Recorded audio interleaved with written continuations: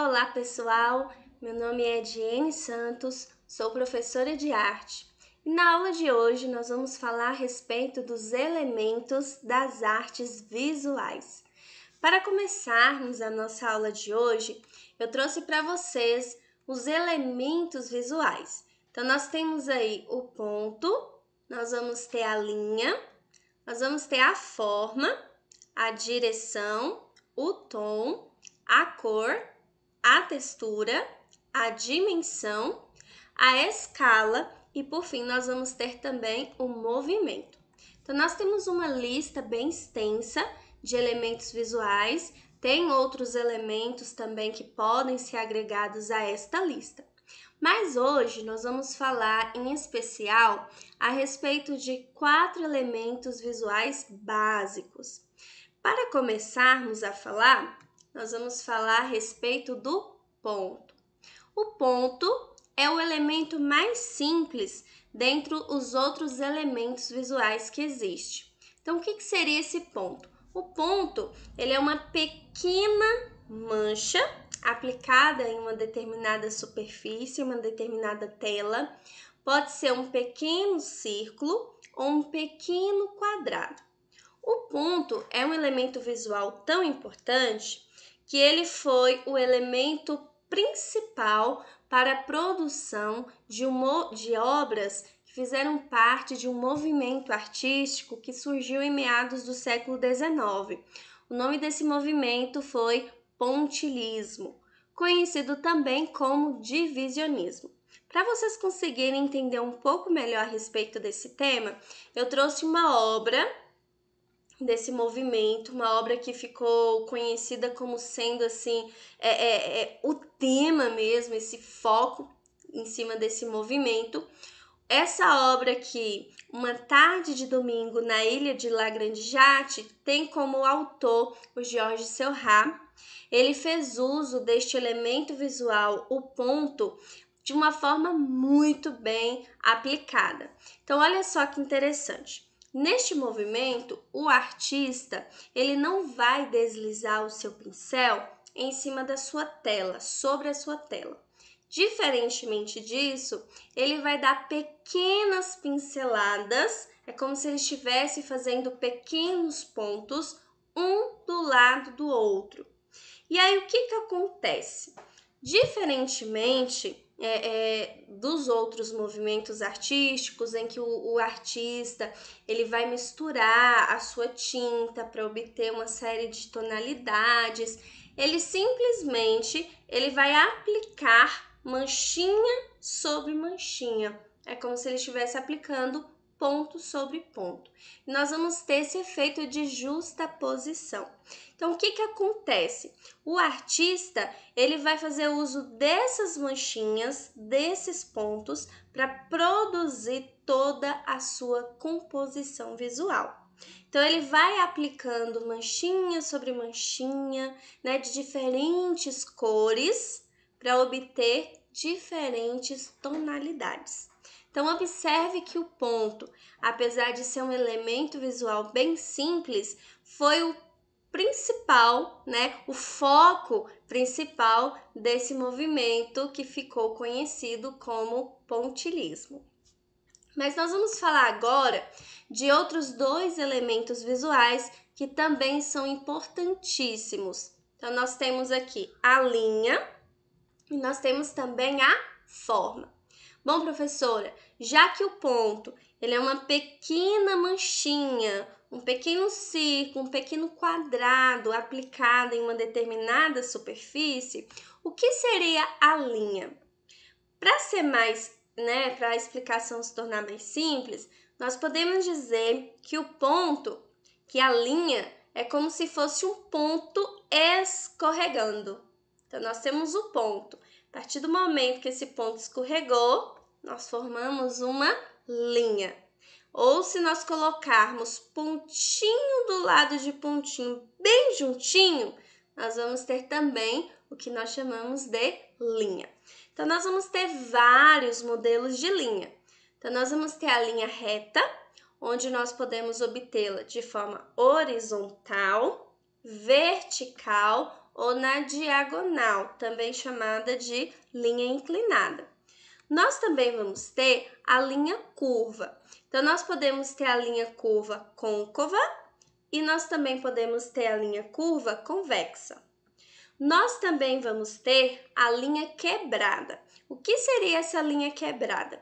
Então, olha só o modelo que eu tenho aqui para vocês. Então, ela começa, quebra, continua, quebra.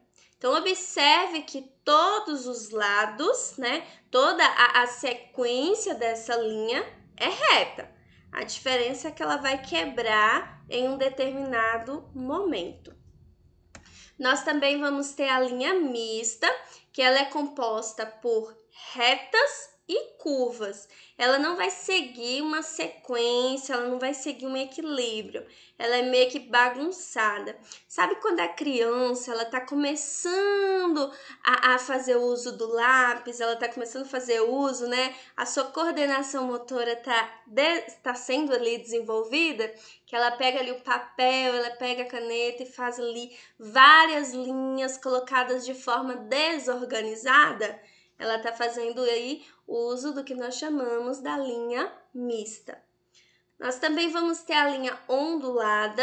Então, observe que é como se fossem ondas mesmo, né? Ela vai seguir essa sequência de ondinhas. Nós também vamos ter a linha tracejada, né? E vamos ter a linha pontilhada. A partir do momento que eu tenho uma linha e eu fecho, eu encontro as extremidades dessa linha, eu vou ter o que nós chamamos de forma. Então, na arte, nós vamos ter aí o quadrado, nós vamos ter o triângulo equilátero e nós vamos ter também o círculo. Bom, no quadrado, nós vamos ter as linhas nas posições horizontal e vertical. No triângulo equilátero, nós vamos ter as linhas diagonais e nós vamos ter a linha horizontal. Nesse triângulo equilátero, nós vamos ter 3 ângulos, cada ângulo de 60 graus, somando aí 180 graus. E nós também vamos ter aí, no caso, o círculo.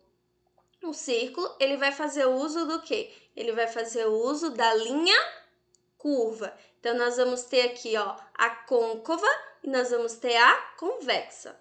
Se você dividir, você vai ter aí essas linhas curvas. Para entendermos um pouco mais a respeito deste assunto, eu trouxe para vocês uma imagem do Congresso Nacional. Neste projeto, o arquiteto Oscar Niemeyer, ele faz uso justamente desses elementos, que é a linha e a forma. Observe que nós temos aqui essa base, que vai ser justamente uma linha horizontal. Nós vamos ter uma linha aqui inclinada, ou seja, essa linha diagonal. E nós também vamos ter a linha vertical. Observou que interessante? E nós vamos ter aqui do lado a linha curva. Então, nós vamos ter aí a junção desses elementos visuais que vai proporcionar essa bela composição arquitetônica, certo? Mas outro ponto que é bem interessante considerarmos é o seguinte: nós temos aqui, voltando no slide, essas formas. Observe que essas formas, elas estão vazias. Nós temos uma massa, né, que é a forma, e essa forma ela tá vazia, não tem nada preenchendo essa forma. Qual seria o elemento visual que nós iríamos usar para preencher essa forma aqui? É isso mesmo que você está pensando. Nós vamos utilizar a cor. A cor é um elemento visual imprescindível no momento em que nós criamos e produzimos uma determinada composição artística. Para entendermos este elemento visual, nós precisamos nos lembrar que nós só observamos diferentes tipos de cores graças à luz. Então, nós precisamos compreender que existe uma diferença entre cor-luz e cor-pigmento. Bom, professor, o que significa cada uma delas? Bom, a cor luz, ela é obtida por meio de fontes luminosas. Por exemplo, ela é obtida na tela do seu computador. Essa luz emitida aí pela tela do seu computador, ela é chamada de cor luz. Então, você observa aí várias cores que só são possíveis a observação delas por conta dessa luz. Nós temos as cores primárias dentro da cor luz. Quais seriam elas? Então, nós temos aqui o vermelho, nós vamos ter o azul e nós vamos ter o verde. Olha só que interessante. Essas cores primárias aqui as cores primárias do padrão RGB. É esse padrão aqui que é utilizado para as produções luminosas. Então, é esse padrão que vai ser utilizado no momento em que é produzido, né, qualquer produção que vai utilizar essa questão da luminosidade. Então, o padrão RGB, ele é utilizado, por exemplo, na televisão, nos monitores, na tela do celular, tudo aquilo que tem essa luminosidade, certo? Tanto é que se nós juntarmos esses flashes de luz, nós vamos obter a cor branca, certo? Sem luz, não há cor, né? Então, se, por exemplo, você está aí na sua casa, a energia acaba, você perde essa luz, automaticamente você vai obter o preto, porque a cor é luz. Você só vai obter essas cores, essa luminosidade, né? Dessas diferentes tonalidades, cores, a partir da luz. Nós também temos o que nós chamamos de cor pigmento. Professor, então o que seria essa cor pigmento? A cor pigmento é a cor da tinta mesmo, a tinta manual, aquela tinta física. Por exemplo, se você está fazendo neste momento uma anotação dessa aula com uma caneta, você está fazendo uso da cor pigmento. Dentro da cor pigmento, nós também vamos ter as cores primárias. Quais seriam essas cores primárias? Então, olha só, nós vamos ter o ciano, tá? Aqui, como vocês estão observando, nós vamos ter o amarelo e nós vamos ter o magenta.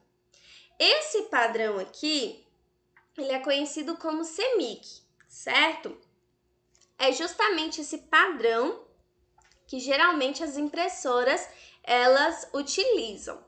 Quando você faz a junção dessas cores pigmentos, né, dessas cores primárias pigmento, nós vamos obter uma coloração muito próxima do preto, um acinzentado bem forte. Então, observe que, diferentemente do padrão RGB, a mistura das cores primárias todas juntas no padrão CMYK vai formar justamente essa cor preta, né? Na verdade, seria um cinza assim bem forte. Já na cor luz, no padrão RGB, nós vamos ter aí o branco, certo? Agora, quais são as cores secundárias? As cores secundárias é o resultado da mistura de duas cores primárias. Nas cores terciárias, nós vamos ter a junção de uma cor primária com uma cor secundária. Então, a questão da cor, ela é bem interessante, porque é por meio da cor que nós vamos ter aí uma série de emoções. Bem interessante isso, né? É interessante que a cor, ela influencia diretamente o estado de espírito, como algumas pessoas dizem, né? As emoções de uma determinada pessoa. E isso vai depender muito, é claro, da cultura pelo qual a pessoa está inserida. Por exemplo, quando uma pessoa ela perde alguém na morte, né? Geralmente lá no funeral, as pessoas elas costumam utilizar a cor preta, né? Utilizam uma roupa preta em sinal de luto, de dor, de tristeza. Quando a pessoa, né, ela resolve fazer uma festa para uma criança, é comum utilizar-se cores bem alegres, cores bem vivas. Não é assim? Então, ele vai utilizar ali o vermelho, laranja, né? Várias cores bem fortes, bem vivas, alegres. Quando uma mãe, né, tem ali o seu bebê nasce, geralmente ela vai colocar uma cor assim bem tranquila, né? Se for um menino, aquele azul bebê, porque vai transmitir aquela sensação de paz, a sensação de tranquilidade. Então as cores, elas são fundamentais para os seres humanos, porque ela pode provocar justamente uma mistura de sentimentos, né? Então é muito interessante observarmos todas essas questões. Então, na aula de hoje, nós consideramos os 4 elementos visuais básicos, onde nós vamos ter aí o ponto, que é o elemento mais simples. Nós vamos ter a linha, que conforme eu disse, é como se o ponto estivesse dado aquela escorregadinha. Nós vamos ter a forma, que vai ser a junção, o encontro dessa linha. E nós vamos ter a cor, que vai ser o elemento que vai ser utilizado para preencher essa forma. Eu espero que vocês tenham compreendido as informações passadas. Qualquer dúvida, pode deixar um comentário aqui que eu vou tentar responder na medida do possível. Desejo a todos uma ótima semana!